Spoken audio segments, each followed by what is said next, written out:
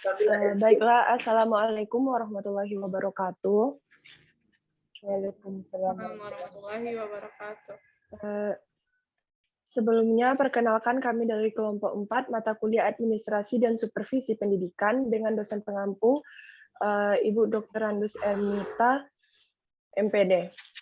Di sini kami akan menganalisa yaitu tentang kasus kegiatan sekolah atau program kerja sekolah yang melibatkan antara pihak sekolah dan juga orang lain itu tidak dapat terlaksana. Lalu bagaimana caranya agar kegiatan tersebut dapat terlaksana dengan baik dan juga tujuan pendidikan dapat tercapai dengan baik pula.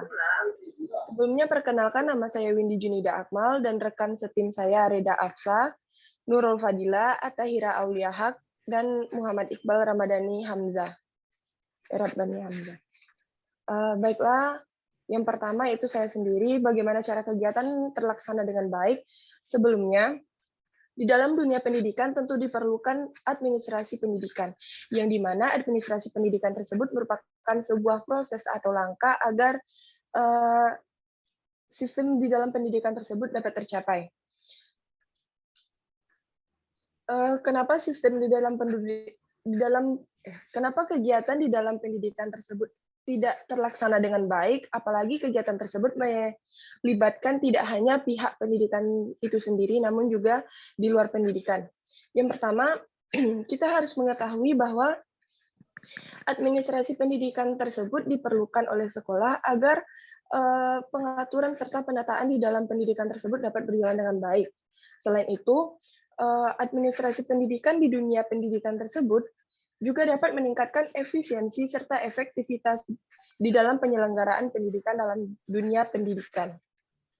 Nah, menurut saya sendiri, kenapa kegiatan tersebut tidak dapat terlaksanakan dengan baik?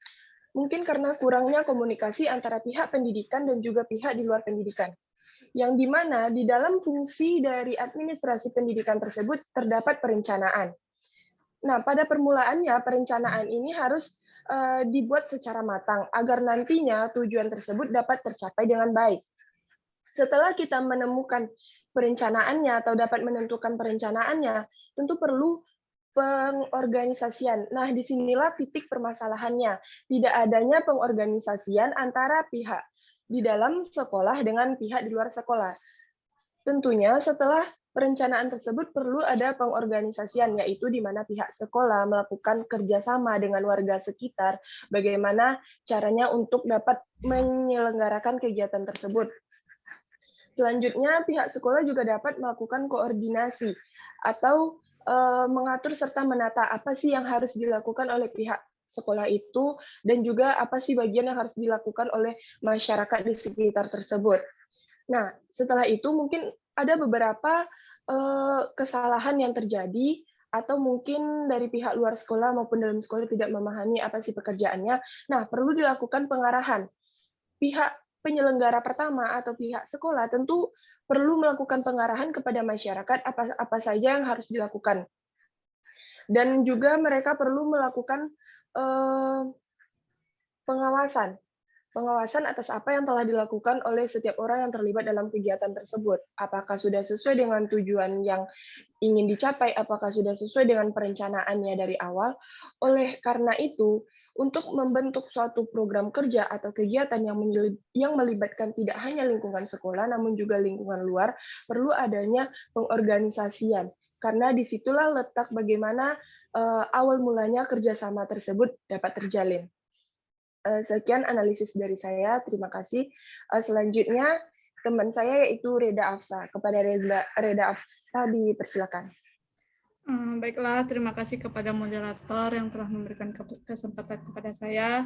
Pertama, saya Reda Afsa ingin menjelaskan tentang analisis saya tentang bagaimana cara program kegiatan sekolah yang telah ada dapat terlaksana dengan baik agar tujuan pendidikan dapat tercapai.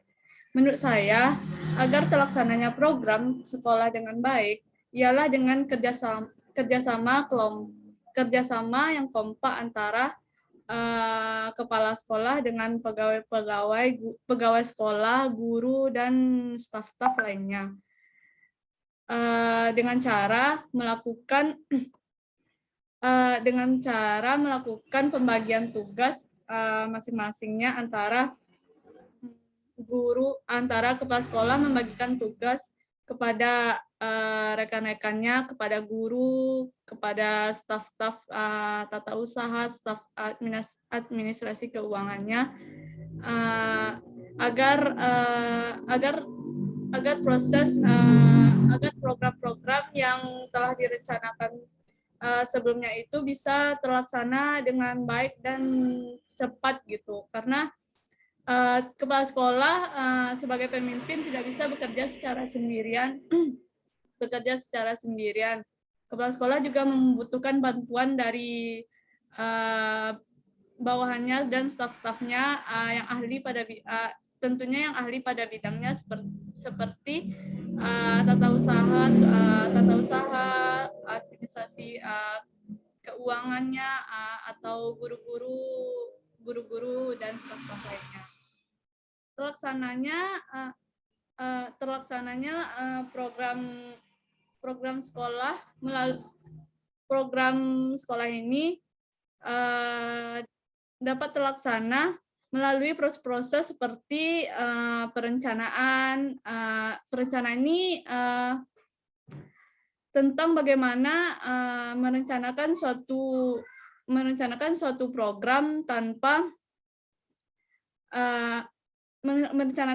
program dengan memikirkan bagaimana dan apa-apa yang akan terjadi ke depannya.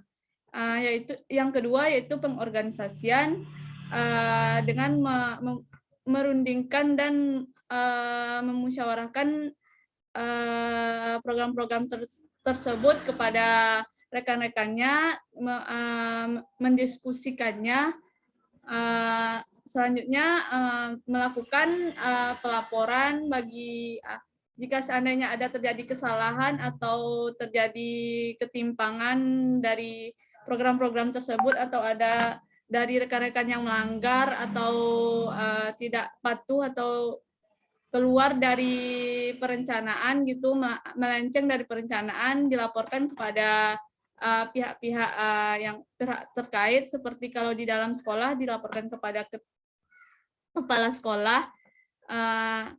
Selanjutnya yaitu pengawasan agar lancarnya program sekolah tersebut. Perlu dilaksanakannya pengawasan agar tidak terjadinya kendala-kendala atau masalah-masalah yang timbul selanjutnya. Dari pernyataan tersebut dapat disimpulkan bahwa faktor penting dari terlaksananya program pendidikan tersebut ialah administrasi pendidikan. Karena tanpa adanya administrasi pendidikan tersebut, maka program tersebut tidak akan terlaksana dengan teratur dan tidak terlaksana dengan baik, dan tujuan pun tidak akan tercapai. Sekian itu menurut analisis saya dan sepemahaman saya kembalikan kepada moderator. Oke, baiklah Reda, terima kasih atas penjelasannya. Selanjutnya kepada Nurul Fadila. Nurul Fadila dipersilahkan. Baiklah, saya Nurul Fadilah akan menjelaskan pendapat saya mengenai bagaimana cara program atau kegiatan bisa terlaksana dengan baik, yaitu sekolah harus melakukan kegiatan administrasi yang berupa administrasi ini, yaitu kegiatan-kegiatan atau komponen-komponen utama dalam sistem pendidikan yang memegang peran penting dalam pencapaian pendidikan. Dalam hal ini, guru, kepala sekolah, dan seluruh jajaran sistem pendidikan sangat berperan penting dalam hal ini, seperti perencanaan kegiatan sekolah yang mencakup perencanaan program-program sekolah, program kemajuan sekolah, program perencanaan sarana dan prasarana pendidikan yang dibutuhkan guru atau sekolah, perencanaan hubungan sekolah dan masyarakat, serta layanan khusus. Dalam administrasi ini, perlu kita lihat agar tercapainya administrasi ini dengan baik, maka harus ada beberapa tahapan yang dimana yaitu perencanaan. Perencanaan ini merupakan suatu di mana jajaran pendidikan harus merencanakan sesuatu agar sekolah itu memiliki kemajuan. Jadi partisipasi guru dan jajaran pendidikan sangat dibutuhkan. Yang kedua, pengorganisasian. Perorganisasian ini maksudnya di sini ialah keseluruhan pengelompokan orang, alat-alat yang dapat digerakkan sebagai suatu kesatuan dalam pencapaian tujuan sistem pendidikan. Yang ketiga, juga ada pengarahan. Pengarahan ini sama dengan bimbingan yang dilakukan tentang pekerjaan yang akan dilaksanakan, memberikan dan menjelaskan perintah-perintah yang akan dikerjakan. Di sini juga ada kesepakatan untuk meningkatkan pengetahuan agar sistem pendidikan itu tercapai dengan baik. Yang keempat, pengkoordinasian. Maksudnya di sini ialah mengatur, menata, dan mengintegrasi kegiatan para bawahan agar tugas-tugas mereka itu dapat dijalankan dengan benar dan dengan baik. Yang kelima, pengawasan. Pengawasan ini bertujuan untuk mengukur bagaimana tingkat efektivitas kegiatan kerja yang sudah dilaksanakan. Sekian dari saya. Saya kembalikan kepada moderator. Baiklah, terima kasih Nurul Fadila. Selanjutnya itu kepada Tahira Auliaha. Kepada Tahira dipersilahkan. Baiklah, terima kasih sebelumnya kepada moderator yang telah memberikan saya waktu. Di sini saya akan menganalisis terkait kasus yang diberikan oleh Ibu, yaitu menyiapkan pendidikan yang berkualitas, melakukan peningkatan kemampuan belajar, pemanfaatan lingkungan secara maksimal, sarana dan prasarana yang baik, evaluasi dan monitoring yang terukur dan terencana, hubungannya yang baik antara sekolah dengan masyarakat. Terdapat pada Undang-Undang Sisdiknas nomor 20 tahun 2003 pasal 35 ayat 1 menyatakan bahwa standar nasional pendidikan terdiri atas standar isi, proses, kompetensi lulusan, tenaga pendidik, sarana dan prasarana, pengelolaan dan pembiayaan, serta penilaian yang harus ditingkatkan secara berencana dan berkala. Dan pada sisi lain, pemerintah telah mencoba memperhatikan kualitas pendidikan dengan meningkatkan standar kualitas lulusan sekolah, memberi tunjangan sertifikasi guru dan tunjangan daerah. Akan tetapi, kompensasi dari hasil penambahan kesejahteraan belum signifikan dalam mengangkat kualitas pendidikan. Kenyataannya di lapangan masih banyak sekolah dengan kegiatan yang masih banyak belum tercapai, terus guru lulusan sertifikasi yang memiliki standar di bawah minimum.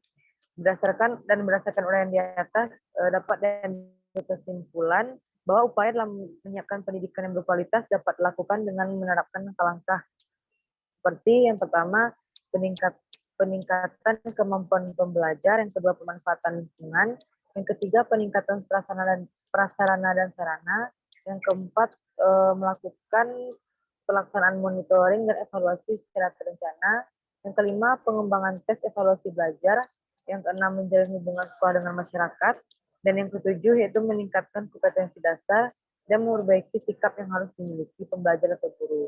Dan apabila langkah tersebut dilaksanakan, upaya untuk menyiapkan pendidikan dan melaksanakan kegiatan di sekolah akan tercapai dengan baik. Mungkin sekian yang dapat saya sampaikan. Sekian, terima kasih. Assalamualaikum warahmatullahi wabarakatuh.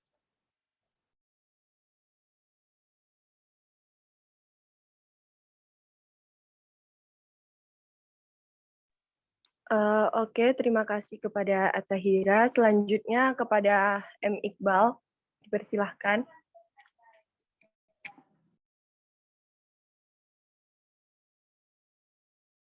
Izin moderator, mungkin Iqbalnya belum masuk ke dalam Zoom. Paketnya habis.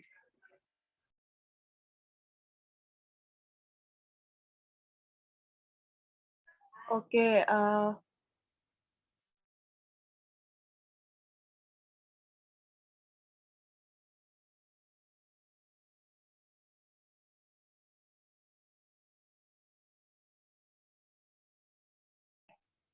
Oke, baiklah, karena